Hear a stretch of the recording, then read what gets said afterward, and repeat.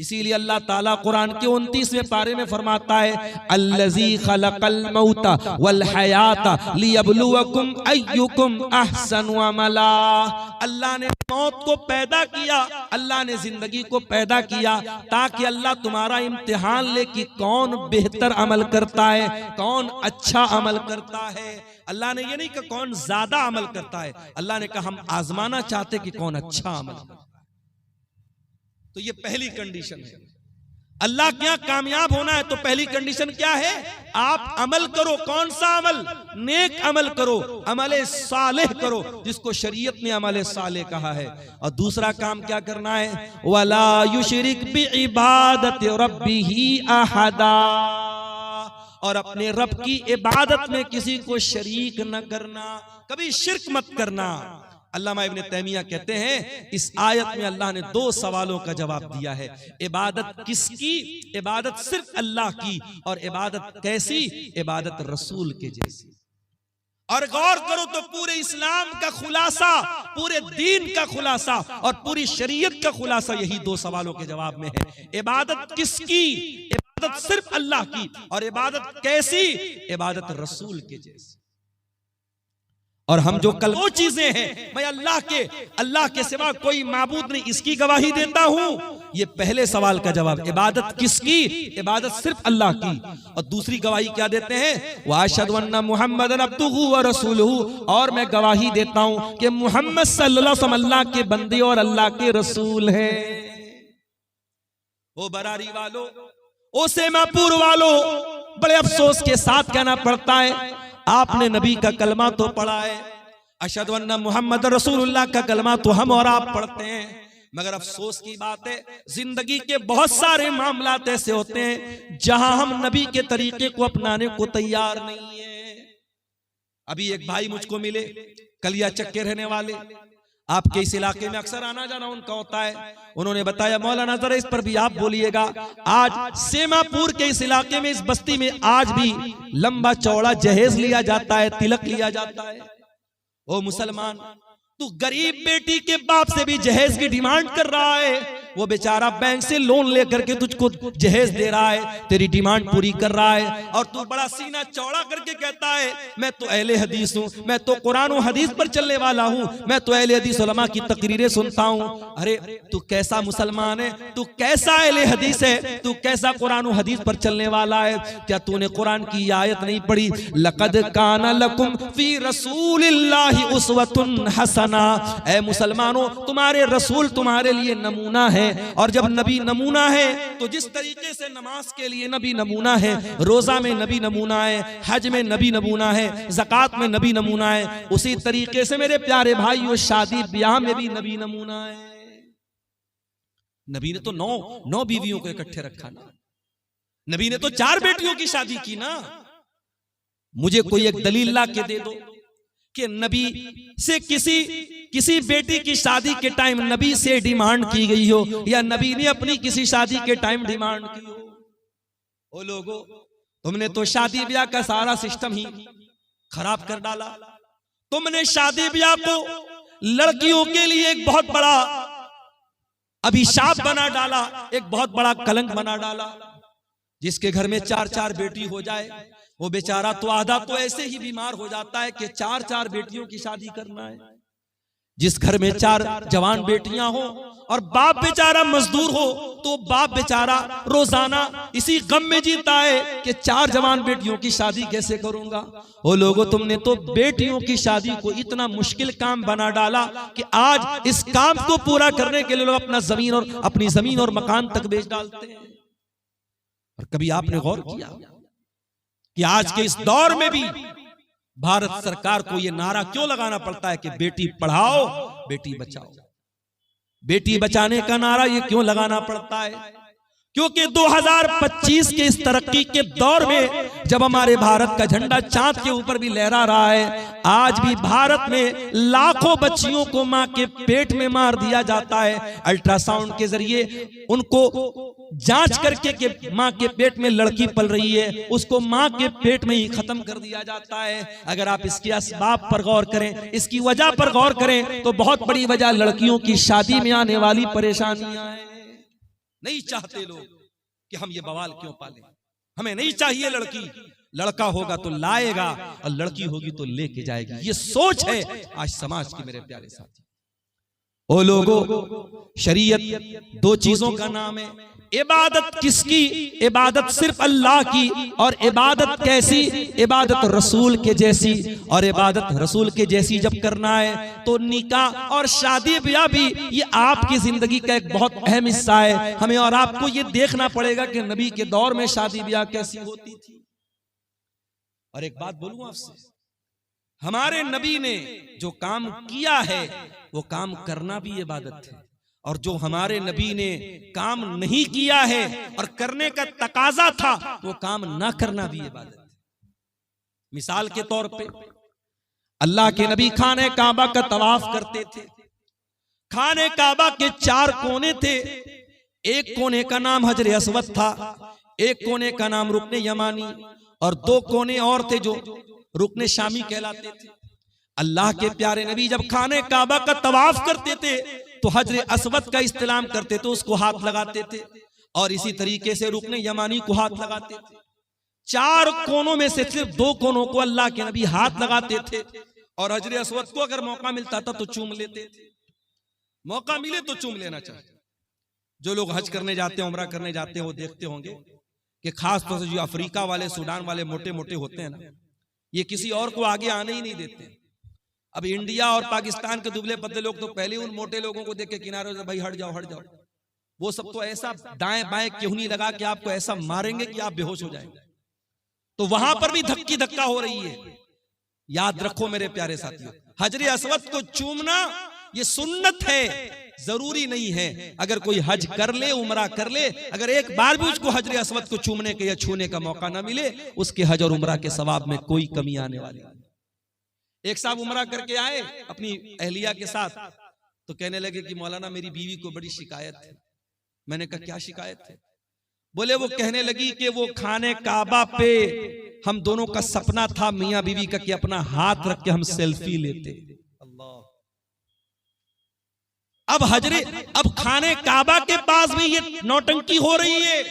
वहां पर भी मियां बीवी दोनों अपना हाथ रख के फोटो ले रहे हैं, और फिर उसको डीपी बनाया जाता है कि ये हमने ये काम बहुत बड़ा काम किया। अगर ये बहुत बड़ा काम था, मियां बीवी का अपना हाथ खाने काबा के खिलाफ पे रखना बहुत बड़ा काम था। मेरे नबी ने भी तो हज किया था, मेरे नबी ने भी तो उमरा किया था। आपने क्यों नहीं अपनी बीवियों के साथ खाने काबा के खिलाफ पर हाथ रखा? आज अफसोस की बात है कि इस तरीके की नौटंकी के लिए और इस तरीके की चोंचलेबाजी के लिए लोग धक्के खाते हैं। औरतों की बेहुरमती होती है, मर्दों से धक्के खा करके औरतें वहां तक जाती हैं। कोई जरूरत नहीं है मेरे प्यारे साथ।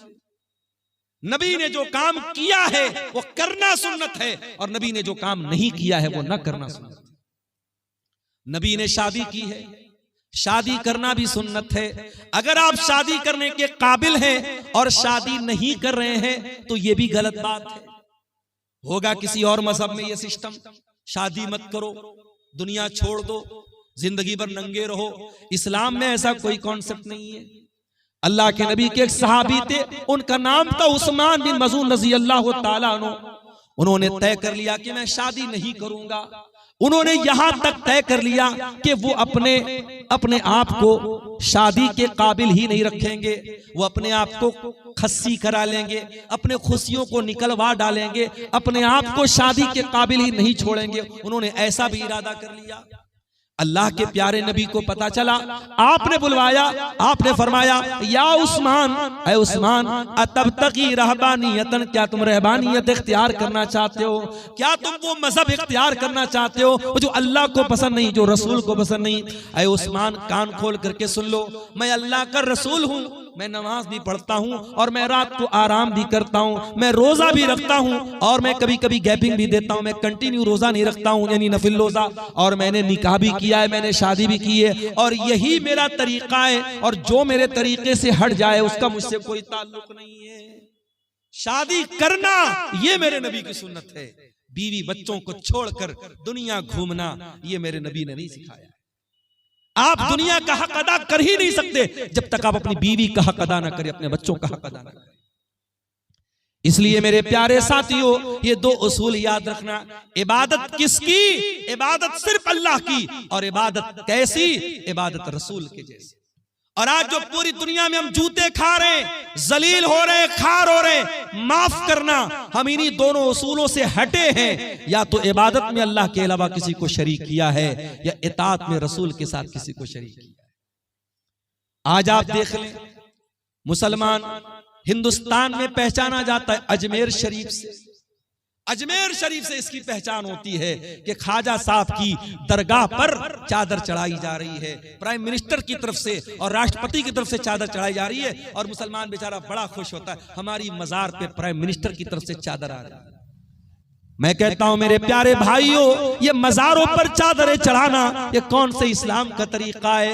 अरे तेरी कौम के कितने लोग नंगे सो रहे हैं, कितने तेरे कौम की बच्चियों के तन पर आज ढापने को कपड़ा नहीं है, और तू अल्लाह के वलियों के इंतकाल के बाद उनकी कब्रों पर चादर चढ़ा रहा है। और आप जाके पता लगा लीजिएगा, दरगाहों पे चढ़ने वाली ये चादरें ये रोटेट होती रहती हैं। जो चादर आप चढ़ाते हैं वही चादर मार्केट में बिकती है और दोबारा फिर चढ़ाई जाती है। रोटेशन चलता रहता है, ये एक धंधा बन चुका है। इस्लाम में न तो कोई पक्की कब्र की इजाजत है और न किसी कब्र के ऊपर चादर चढ़ाने की इजाजत है। इस्लाम कब्र परस्ती का मजहब नहीं है। हमारे प्यारे नबी ने अपने इंतकाल के पहले अपनी उम्मत को खबरदार किया था, लानल्लाहुल यहूद वन नसारा इत्तखज़ू कुबूर अंबियाइहिम मसाजिद। अल्लाह की लानत हो यहूदियों के ऊपर और ईसाइयों के ऊपर, उन्होंने अपने नबियों की कब्रों को सजदा करने की जगह बना लिया। कब्रों को सजदागाह बना लेना ये लानती लोगों का तरीका है, ये यहूद और नसारा का तरीका है। मेरे प्यारे साथ, आज मुसलमान कब्र परस्ती से पहचाना जाता है। आज मुसलमानों के बच्चों के हाथ में और गले में तावीज, ये पहचान है कि वो मुसलमान का बेटा है। अरे तेरे नबी ने तो कभी तावीज नहीं पहना। तेरे नबी ने हसन और हुसैन को दुआएं पढ़ के दम किया, कभी हसन और हुसैन के गले में तावीज न डाला, कभी सहाबा ने अपने बच्चों के गले में तावीज न डाला।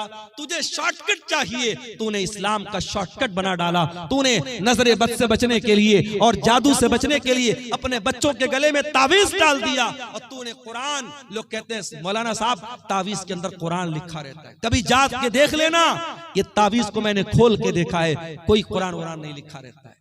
तावीज के अंदर कुरान नहीं, शिरकिया चीजें लिखी रहती हैं। या जिब्रील या मीकाईल या इसराफील, फरिश्तों को पुकारा जाता है, फरिश्तों को अल्लाह के सिवा पुकारा जाता है। और अगर 2 मिनट के लिए मान भी लिया जाए कि तावीज के अंदर कुरान लिखा है, तो कुरान तावीज में आप पहने हुए हैं, उसी हालत में बीवी से मुलाकात कर रहे हैं, उसी हालत में लेटरिन में जा रहे हैं, उसी हालत में बाथरूम में जा रहे हैं, क्या ये कुरान की बेहुरमती नहीं है? क्या ये कुरान का अपमान नहीं है? मेरे प्यारे साथी, हर उस अमल से बचो जो अल्लाह की तौहीद से टकराने वाला। याद रखो मेरे भाइयों, अगर तौहीद गड़बड़ है, अल्लाह के हम कभी कामयाब नहीं हो सकते। इसलिए कि अल्लाह कुरान में कहता है, इन्नहु मन युशरिक बिल्लाहि फक़द हर्रमल्लाहु अलैहिल जन्ना। जो अल्लाह के साथ शिर्क करेगा उसके ऊपर अल्लाह ने जन्नत को हराम कर दिया है। व मअवाहुन नार, और ऐसे इंसान का ठिकाना जहन्नम है। व मा लिज़्ज़ालिमीन मिन अंसार, और शिर्क करने वालों का कोई मददगार नहीं होगा, मुशरिक का कोई मददगार नहीं होगा। लोग कहते हैं ना सरकार का दामन पकड़ लेंगे, सरकार का दामन पकड़ लेंगे। अरे नबी का दामन और नबी की शफाअत किसी मुशरिक को नसीब नहीं होगी। अल्लाह के प्यारे नबी फरमाते हैं, कयामत के दिन मैं उसी के हक में शफाअत करूंगा जो मेरी तौहीद पर कायम, जो अल्लाह की तौहीद पर कायम होगा, जो ला इलाहा इल्लल्लाह के ऊपर कायम है। इसीलिए तौहीद की हिफाजत करो मेरे प्यारे साथियों, मरते दम तक कभी शिर्क न करना। ला तुशरिक बिल्लाह, अल्लाह के नबी ने मुआज इब्न जबल को वसीयत की थी, ऐ मुआज इब्न जबल, अल्लाह के साथ किसी को शरीक मत करना। व इन कुतिलता औ हुर्रिकता, तुम्हें कत्ल कर दिया जाए, तुम्हें जला दिया जाए, जल जाना, कत्ल हो जाना, मगर अल्लाह की जात के साथ किसी को शरीक न करना, शिर्क मत करना। मेरे प्यारे साथियों, अपनी पेशानी को अल्लाह के सिवा किसी और के दर पे मत चुका। और याद रखो, अगर ये शिर्क हो गया और बगैर तौबा किए इंसान दुनिया से चला गया तो अल्लाह क्या उसकी माफी नहीं है। इन्नल्लाह ला यगफिरु अन युशरक बिही व यगफिरु मा दून ज़ालिका लिमन यशा। जो दुनिया से शिर्क करके चला गया और शिर्क की हालत में मर गया, अल्लाह फरमाता है उस मुशरिक की हम मग़फ़िरत नहीं करेंगे, मुशरिक की अल्लाह ताला के माफी नहीं। अच्छा, मैं एक मिसाल से बात करता हूं।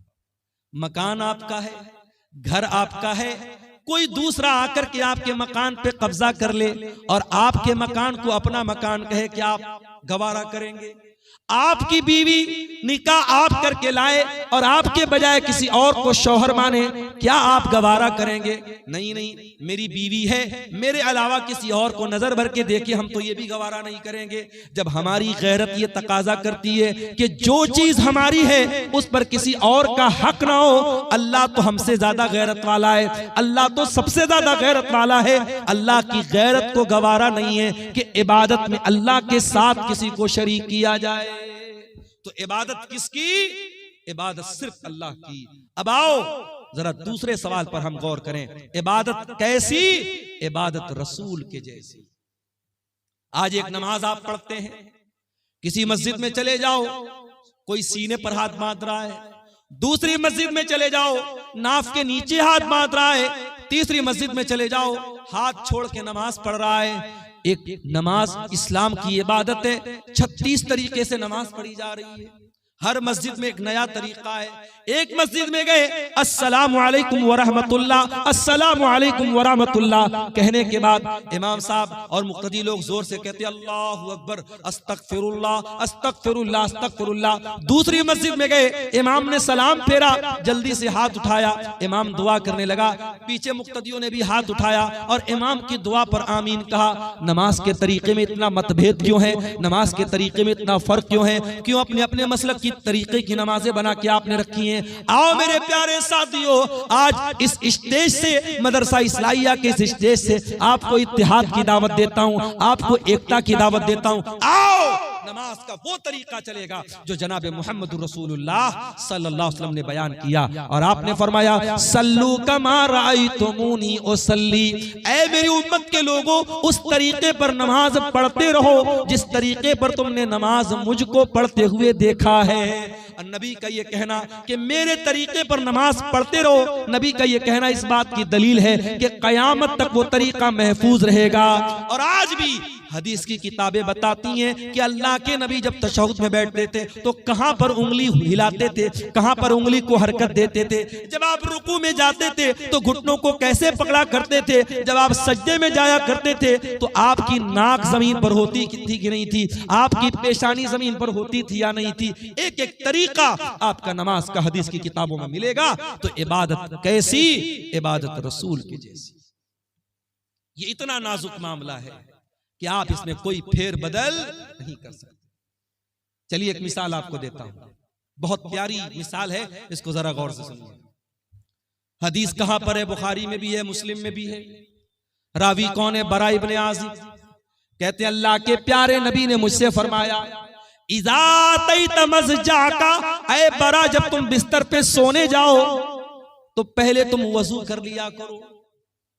हमारे पास कुछ औरतों का फोन आया, मौलाना साहब बड़े डरावने सपने आते हैं, मौलाना साहब रात में डरावने सपने आते हैं, जिन्नात परेशान करता है, जादू से परेशान है। चलो एक तरीका तुमको बता रहा हूं, कभी जिन्नात परेशान नहीं करेंगे। जब भी रात में बिस्तर पे सोया करो तो वजू करके सोया करो। वजू करके सोना ये नबी की सुन्नत है। नबी अकरम ने फरमाया कि ऐ बरा जब तुम बिस्तर पे सोने जाओ तो वजू कर लो। कौन सा वजू? जो नमाज के लिए करते हो, जो जनरल वजू है, जो आम तरीका है वजू करने का। और उसके बाद अपने दाहिनी करवट लेट जाओ और ऐ बरा इब्ने आजिब अब मैं जो दुआ सिखा रहा हूं उस दुआ को तुम पढ़ करके सो जाओ। कौन सी दुआ है? अल्लाहुम्मा अस्लमतु नफ्सी इलैक व फव्वस्तु अमरी इलैक व अलजातु ज़हरी इलैक रग़बतन व रहबतन इलैक ला मलजा वला मनजा मिनका इल्ला इलैक आमनतु बिकिताबिकल्लज़ी अंज़लता व बिनबिय्यिकल्लज़ी अरसलता। नबी ने ये दुआ सिखाई। दुआ का मतलब क्या हुआ? यही तो बड़े अफसोस की बात है, हम दुआएं पढ़ते हैं, दुआओं का मतलब भी जानने की कोशिश नहीं करते। कितनी प्यारी दुआ है। अल्लाहुम्मा अस्लमतु नफ्सी इलैक, आय अल्लाह मैं बिस्तर पे सोने जा रहा हूं, नहीं मालूम सुबह जिंदा उठूंगा कि नहीं उठूंगा, आय अल्लाह मैं अपने आप को तेरे हवाले करके जा रहा हूं। व फव्वज़तु अम्री इलैक, और आय अल्लाह मेरी तिजोरी में कितना पैसा है, मेरे बच्चों का क्या बनेगा, मेरी बीवी का क्या बनेगा, मेरे जो भी मामलात हैं आय अल्लाह मैं तेरे हवाले करके जा रहा हूं। रग़बतन व रहबतन इलैक, आय अल्लाह मैं तुझसे डरता भी हूं और तेरी रहमत की उम्मीद भी रखता हूं, तेरे अजाब का डर भी मेरे सीने में है और तेरी रहमत की उम्मीद भी मेरे दिल में है। और ऐ अल्लाह आमन तो भी ला मलजा वला मनजा मिनका इल्ला इलैक, ऐ अल्लाह तू जिसको पनाह दे दे, तू जिसको पनाह न दे उसको कोई पनाह देने वाला नहीं, तू जिसको नजात न दे उसको कोई नजात देने वाला नहीं। आमन तो भी किताबिकल लज़ी अंज़लता, ऐ अल्लाह मैं तेरी किताब पर ईमान लाता हूँ जो किताब तूने उतारी है। व बे नबिय्यकल लज़ी अरसलता, और मैं तेरे नबी पर ईमान लाता हूँ जिस नबी को तूने रसूल बना के भेजा। ये है दुआ का तर्जमा, दुआ का अनुवाद जो थोड़ा सा मैंने आपके सामने किया है। अब जरा गौर से सुनिए, नबी ने दुआ सिखाई, कहा कि ऐ बरा दाहिनी करवट लेट जाना वजू करके और ये दुआ पढ़ लेना, उसके बाद कुछ मत कहना, सो जाना। अगर उसी हालत में तुम मर गए मुत्ता अलल फितरा, तो तुम फितरत पर मरोगे, जन्नत में जाओगे। अगर ये दुआ पढ़ के मर गए तो जन्नत में जाओगे, जन्नती तुम्हारी जन्नत पक्की हो जाएगी। अगर इस दुआ को पढ़ के इसी अकीदे पर तुम दुनिया से चले। सहाबा के जमाने में मोबाइल तो नहीं था, साउंड रिकॉर्डर तो नहीं था, जल्दी से रिकॉर्ड कर लिया जाए। सहाबा तो सुन के याद करते थे। आज हमारे पास कितनी सहूलत है मेरे भाई।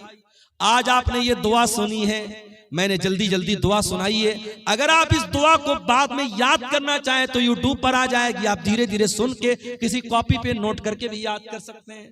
सहाबा तो ऐसा नहीं कर सकते थे। हजरत बरा कहते हैं मैं जल्दी जल्दी इस दुआ को दोहराने लगा, मैं रिपीट करने लगा इसको याद करने के लिए। जब मैं दोहराने लगा तो पूरी दुआ तो मैंने सही पढ़ी, बस एक जगह थोड़ी सी गलती मुझसे हो गई। नबी ने क्या दुआ सिखाई थी? आमनतु बि किताबिकल लज़ी अंज़लता व बि नबिय्यिकल लज़ी अरसलता, मैं अल्लाह की किताब पर ईमान लाता हूँ और अल्लाह के नबी पर ईमान लाता हूँ। मेरे मुंह से नबी की जगह रसूल का लफ्ज निकल गया, व बि नबिय्यिकल लज़ी की जगह व बि रसूलिकल लज़ी का लफ्ज निकल गया। एक लफ्ज की मिस्टेक हो। और उलमा जानते हैं कि नबी और रसूल में बड़ा बारीक सा फर्क है, कोई बहुत खास फर्क नहीं है, थोड़ा सा डिफरेंस हो गया। सहाबी के मुंह से नबी की जगह रसूल का लफ्ज निकल गया। नबी ने इतना भी गवारा नहीं किया। नबी ने कहा बरा रिपीट कर, दोबारा पढ़, तूने सही नहीं पढ़ी है, तुझे वही पढ़ना पड़ेगा जो मैंने सिखाया है। इबादत किसकी? सिर्फ अल्लाह की। और इबादत कैसी? इबादत रसूल के जैसी। रमजान आने वाला है, रमजान के बाद एक सदका हम देते हैं, उसको सदका फित्र बोला जाता है। आपके यहां भी सदका फित्री बोलते, कहीं के फितरा भी बोलते हैं। तो ये जो फितरा होता है ये कब देना है? बोलो भाई, ईद की नमाज के पहले देना है या बाद में देना है? पहले देना है। अब जरा गौर से सुनना, अल्लाह के नबी फरमाते हैं मन अद्दाहा क़ब्ल सलाती फहिया ज़कातुन मक़बूलतुन, जिसने सदक़े फित्र ईद की नमाज के पहले दिया उसका सदक़े फित्र कबूल होगा, और जिसने ईद की नमाज के बाद दिया उसका सदक़े फित्र कबूल नहीं होगा। फॉर एग्जाम्पल, मेरे परिवार में 10 लोग हैं, हम भाई बहन मेरी बीवी बच्चे सब मिला के मिसाल दे रहा हूं, 10 लोग हैं। अब मान लो 2.5 किलो मुझे अनाज देना है सदक़े फित्र में। अब 2.5 किलो 10 लोगों की तरफ से कितना हो गया? 25 किलो। अब मान लो ईद अगले दिन है और आज रात में मैं गल्ला लेने गया, अनाज लेने गया, दुकान बंद हो गई। अब मैंने कहा यार तो बहुत लेट हो गया, क्या करें, चलो सुबह देखते हैं। सुबह फजर की नमाज पढ़ी, ईदगाह गया, ईद की नमाज पढ़ी, उसके बाद दुकान खुली गल्ले वाले की। मैंने कहा एक काम कर भाई, तू 50 किलो अनाज दे दे, मुझे 25 देना था, मैं डबल दे रहा हूं, 50 दे रहा हूं। लेकिन अल्लाह के नबी फरमाते हैं कि आपने ईद की नमाज के बाद में दिया तो आपको सदक़े फित्र का सवाब नहीं मिलेगा। क्वांटिटी डबल हो रही है, मैं डबल मात्रा में दे रहा हूं, मगर वो सवाब नहीं मिलेगा। सिर्फ 15 मिनट का फर्क पड़ गया। नमाज के पहले देता तो सदक़े फित्र कबूल हो जाता, नमाज के बाद दे रहा हूं तो कबूल नहीं होगा। ये है शरीयत। इबादत कैसी? इबादत रसूल के जैसी। आप टाइमिंग भी जरा सी चेंज करेंगे तो इबादत अल्लाह के कबूल। एक और मिसाल देता हूं, हमारा दूसरा त्योहार कौन सा है? बोलो भाई, ईद के बाद कौन सा त्योहार है दूसरा? शबे बारात कि मुहर्रम? ईद मिलादुन नबी, ईद उल अज़हा, बकरीद का त्योहार। बकरीद के त्योहार पे आप कुर्बानी कब करते हैं? ईद उल अज़हा की नमाज के पहले करते हैं या बाद में करते हैं? कोई पहले करता हो जरा हाथ उठाए। कोई पहले तो नहीं करता ना। अल्लाह के नबी ने फरमाया, मन ज़बह क़ब्ल सलात, जिसने कुर्बानी ईद की नमाज के पहले की, जिसने बाद में की, फ़क़त तम्म नुसुकुहु, उसको कुर्बानी का सवाब मिलेगा। और जिसने ईद उल अज़हा की नमाज के पहले कुर्बानी की, उसको गोश्त मिलेगा, कुर्बानी का सवाब नहीं मिलेगा। आप डबल बकरा ले आए, डबल जानवर ले आए, 2 करते थे 4 ले आए, लेकिन अगर आपने ईद उल अज़हा की नमाज के पहले कुर्बानी कर दी, आपकी कुर्बानी अल्लाह के कबूल नहीं होगी। इबादत कैसी? इबादत रसूल के जैसी। एक और मिसाल आपको देता हूं, हज करने जो लोग गए हैं, अल्लाह उनका हज कबूल करे। जो इस साल जाना चाहते हैं, अल्लाह सेहत और सलामती के साथ उनको रवाना फरमाए। और जिनके दिल में इरादा और ख्वाहिश है, अल्लाह जिंदगी में उनकी ख्वाहिश पूरी फरमाते हैं। हज में आप जाते हैं, बड़े आराम से मक्का में होटल में ठहरे हुए हैं। पहले आप गए, उमरा कर लिया, उमरा करके आराम से नॉर्मल कपड़ा पहना, आराम से मक्का में होटल में रह रहे हैं। 8 ज़िलहिज्जा की तारीख आई, नबी का हुक्म है, 8 ज़िलहिज्जा की जैसे ही तारीख आई, चलो हाजियो एहराम बांधो और मक्का छोड़ के कहां पहुंचो? मिना में। मक्का में आराम से एसी होटल में कमरे में रह रहे थे। मिना में टेंट लगा हुआ है, हजारों लाखों लोग वहां हैं। वहां टेंट में हमको जाके रहना है और वहां जाके क्या करना है? बस 5 टाइम नमाज पढ़ना है। 4 रकात वाली नमाज को 2 पढ़ना है। वहां कोई काम नहीं, सिर्फ नमाज पढ़ना है। अब कोई अल्लाह का बंदा कहे कि या अल्लाह, मैं आराम से होटल में रह रहा था, एसी में रह रहा था, हरम में नमाज पढ़ रहा था, एक नमाज का सवाब 1 लाख नमाज के बराबर मिल रहा था, मुझे मिना क्यों भेजा जा रहा है? जवाब ये मिलेगा, इबादत कैसी? इबादत रसूल के जैसी। दीन तेरी मर्जी का नाम नहीं है, दीन तेरी मनमानी का नाम नहीं है। जहां मेरे नबी का हुक्म है कि तुझे मिना जाना है, तुझे जाना पड़ेगा। 9 ज़िलहिज्जा की तारीख आई, हाजी को हुक्म मिला, चल हाजी चल, तू मिना से अरफात जा। अरफात में हाजी पहुंचा, वहां जाके ज़ोहर पढ़ लिया, असर पढ़ लिया, ज़ोहर और असर एक साथ पढ़ लिया। अब ज़ोहर से लेकर के सूरज डूबने तक 5 घंटा 6 घंटा कड़ी धूप निकली है, मई का महीना है। हाजी आराम से अपने मिना में टेंट में रह रहा था, उसको अरफात में भेजा गया है, खुले मैदान के नीचे 5-6 घंटा। क्या करना है? कुछ नहीं करना है। कोई नमाज पढ़ना है? नहीं पढ़ना है। ज़ोहर असर के बाद वहां बैठ के अल्लाह का जिक्र करना है, दुआएं करना है। ये हज का पूरा तरीका कभी आप गौर कीजिएगा। हज का पूरा तरीका हमें बताता है, इस्लाम हमारी मर्जी का नाम नहीं है, इस्लाम हमारी ख्वाहिशात का नाम नहीं है, इस्लाम अपनी इच्छाओं पर चलने का नाम नहीं है। इस्लाम अल्लाह और उसके रसूल के तरीके पर चलने का नाम है। इबादत किसकी? इबादत सिर्फ अल्लाह की। और इबादत कैसी? इबादत रसूल की जैसी।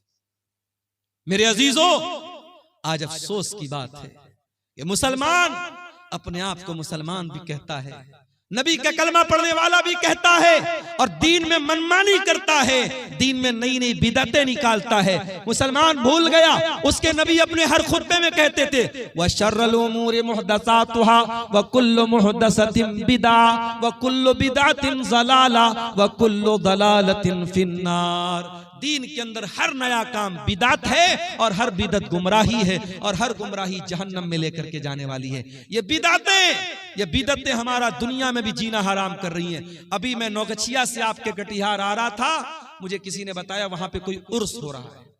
उर्स जानते हो? उर्स क्या होता है भाई? उर्स वो तारीख होती है जिस तारीख में जिसकी मजार है, जिसकी कब्र है, उसका इंतकाल हुआ है। उसके इंतकाल पर गम नहीं मनाया जाता, उर्स मनाया जाता है। क्यों? ये अकीदा रखा जाता है कि अल्लाह का वली जिस दिन उसका इंतकाल हुआ, उसकी तो सुहाग रात है नौजुबिल्ला। उर्स, उर्स के माने ये मैं गलत तर्जमा नहीं कर रहा हूं, उर्स दुल्हन से बना, आरीस से बना है। गोया कि वो अल्लाह से मुलाकात कर रहा है, अपने महबूब से मिल रहा है, उसकी शादी की रात है, उस खुशी में उर्स मनाया। अस्तगफिरुल्लाह, ये है उर्स की हकीकत। और मुसलमान आज उर्स मना रहा है, पूरा नौगछिया का पूरा रोड जाम है। मेरे प्यारे साथियों, ये बिदअतें हमारा जीना हराम करती है। आज आप देख लो, इस्लाम के ऊपर अमल करने में कोई ट्रैफिक जाम नहीं होता, इस्लाम पर अमल करने में किसी के लिए कोई मसला खड़ा नहीं होता। मसला तब खड़ा होता है जब हम बिदात और खुराफात में मुब्तला होते हैं। और अल्लामा इकबाल ने सही कहा था, ये उम्मत रिवायात में खो गई, हकीकत खुराफात में खो गई। मेरे भाइयों, बिदात से बचो। और आखिरी बात बयान करके बात खत्म कर रहा हूं, ये बिदात जो होती है ये आखिरत में भी बहुत घाटे का सौदा बनेगी, आखिरत में भी बहुत नुकसान पहुंचाएगी। अल्लाह के नबी जब कयामत के दिन अपने उम्मतियों को कौसर का जाम पिलाएंगे तो कुछ ऐसे लोग आएंगे जिनके हाथ और पैर चमक रहे होंगे वजू की वजह से, वजू की वजह से उनके हाथ पैर चमक रहे होंगे। अल्लाह के नबी उनको कौसर का जाम पिलाना चाहेंगे। फरिश्ते कहेंगे, अल्लाह के नबी आप इनको नहीं पिला सकते। अल्लाह के नबी कहेंगे, ये तो मेरी उम्मत के लोग हैं, ये तो मेरे मानने वाले लोग हैं, मेरा कलमा पढ़ने वाले लोग हैं। आप फरमाएंगे, क्यों इनको मुझे तुम कौसर का पानी नहीं पिलाने दे रहे हो? फरिश्तों, क्या बात है? फरिश्ते क्या जवाब देंगे? इन्नका ला तदरी मा अहदसु बादक, ऐ अल्लाह के रसूल आप नहीं जानते, ये बिदअती लोग हैं, इन्होंने आपके बाद आपके दीन में बहुत सारे नए नए काम निकाले हैं। जब नबी को पता चलेगा ये बिदअती लोग हैं, बुखारी और मुस्लिम के अल्फाज हैं, अल्लाह के रसूल फरमाएंगे, सुहकन सुहकन लिमन गय्यर बादी, जिन लोगों ने मेरे दीन को बदल डाला उनके लिए बर्बादी हो। तो बिदअती को कयामत के दिन अल्लाह के नबी भी धक्का देके भगा देंगे, उसको न कौसर का जाम मिलेगा न अल्लाह की नजात मिलेगी। अल्लाह हम सबको बिदअत और खुराफात से बचाए। ये दो सवालात आए हैं, इनका जवाब देके मैं इजाजत चाहूंगा। सोने की सही तरीका क्या है, यानी किस तरफ सर करके सोना चाहिए? अगर पश्चिम की तरफ पैर करके सोए तो क्या हो? कोई हर्ज की बात नहीं है। पश्चिम की तरफ पैर करके सोने में कोई हर्ज की बात नहीं, कोई ऐसी दलील नहीं है कि पश्चिम की तरफ पैर करने से ये किबला की तौहीन होती है। पश्चिम की तरफ सिर्फ आपको पेशाब करने से मना किया गया है, पश्चिम की तरफ आपको पाखाना करने से मना किया गया है। पश्चिम की तरफ आप जब पेशाब पाखाना करें तो ना तो अपना चेहरा करें ना पीठ करें। इसी तरीके से पश्चिम की तरफ थूकने से मना किया गया है। लेकिन पश्चिम की तरफ पैर करके सोने में कोई हर्ज की बात नहीं है, बल्कि अगर कोई मजबूर आदमी है जो बैठ करके नमाज नहीं पढ़ सकता है, जब वो लेट करके नमाज पढ़ेगा तो उसका पैर किधर होगा? पश्चिम की तरफ ही होगा। लिहाजा अच्छा, सोने का सही तरीका क्या है? बहुत आसान है। आप दाहिनी करवट लेट जाएं और अपने गाल के नीचे अपना हाथ रख लें और जो दुआएं अल्लाह के नबी ने सिखाई है वो दुआएं पढ़ के सोएं, वजू करके सोएं, तो ये ज्यादा बेहतर है। ये तरीका जो सोने का बताया गया है। भागलपुर जिला में एक जगह है जिसका नाम बीपुर है, वहां पे एक पीर के नाम से मशहूर है। वहां पे कटिहार के मुसलमान और भागलपुर के मुसलमान ज्यादातर मन्नत के इरादे से बकरा और मुर्गा चढ़ाने जाते हैं। बिल्कुल गलत है। शब बारात में खूब रोजा रखते हैं जी। देखिए, शबे बारात का रोजा साबित नहीं है, लेकिन हर महीने की चांद की 13, 14, 15 तारीख का अय्याम 20 का रोजा, जो चांदनी रातों का रोजा होता है, वो अल्लाह के नबी रखते थे। तो अगर आप हर महीने रखते थे तो शाबान में भी रखिए। अगर शाबान में आप रखना चाहते हैं 13, 14, 15 का आप रोजा रख सकते हैं, लेकिन खास 15 शाबान का शबे बारात का रोजा बिल्कुल गलत है, उसका कोई सबूत नहीं है। इसी तरीके से अभी ये जो भाई ने बताया बीरपुर में जाके मुर्गा और बकरा चढ़ा रहा है, बिल्कुल गलत है, हराम है। वमा उहिल्ल बिही लिगैरिल्लाह, अल्लाह के सिवा किसी और के नाम से अगर जानवर ज़बा हो रहा है, शिर्क है। ना तो उस जानवर का गोश्त खाना जायज है, और ऐसा करना अल्लाह के साथ शिर्क करना है। जिस तरीके से नमाज इबादत है, रोजा इबादत है, उसी तरीके से जानवर ज़बा करना भी इबादत है। जानवर आप सिर्फ अल्लाह के नाम से ही ज़बा कर सकते हैं। इसीलिए जो मैकडॉनल्ड में जाके चिकन खाते हो, पता लगा लो कि वो ज़बा वाला जानवर है कि नहीं है। अगर मैकडॉनल्ड में झटका वाला है या मशीन के जरिए काटा गया जानवर है, अल्लाह का नाम नहीं लिया गया है, तो वो चिकन और मटन आपके लिए खाना जायज नहीं। जहां भी होटल में खाना खाओ तहकीक कर लो, अगर इत्मीनान नहीं है तो वेज खा लो, नॉन वेज मत खाओ। कोई ऐसा गोश्त मत खाओ जिसके बारे में डाउट है कि उस पर अल्लाह का नाम लिया गया या नहीं लिया गया है। यही बातें हैं जिन पर मैं आपसे इजाजत चाहता हूँ। अल्लाह से दुआ है रब्बुल आलमीन हम सबको कहने सुनने से ज्यादा अमल की तौफीक अता फरमाए। आमीन व आखिर दावाना अल्हम्दुलिल्लाहि रब्बिल आलमीन वस्सलामु अलैकुम व रहमतुल्लाह। और एक छोटा सा सवाल है कमेटी की तरफ से, कबीराज से इलाज कराना कैसा है? हमारी बिरादरी की औरतों का बहुत ज्यादा भरोसा रहता है। कौन है कबीराज? कोई भी ओझा, देखिए झाड़ फूक करने वाला। देखिए, अगर कोई हकीम है, कोई वैद्य है जो दवाओं से इलाज कर रहा है, तो उससे तो आप इलाज करा सकते हैं, चाहे वो मुसलमान हो या गैर मुस्लिम। लेकिन ये कबीराज कोई साहब है, अब अगर वो टुटके से इलाज कर रहे हैं, कुछ मंत्र वंत्र पढ़ रहे हैं, तो ऐसे इंसान के पास जो मंत्र वगैरह के जरिए या ये कह लीजिए जादू के जरिए या ये कह लीजिए अपनी रूहानी ताकत के जरिए इलाज कर रहा है, उसके पास जाके इलाज कराना हराम है।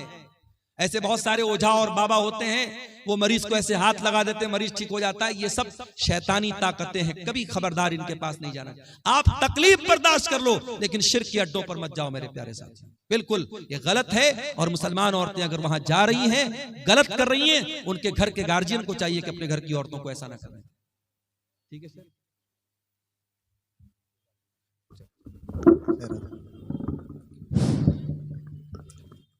आप हजरात अपनी जगह बैठे, अभी आप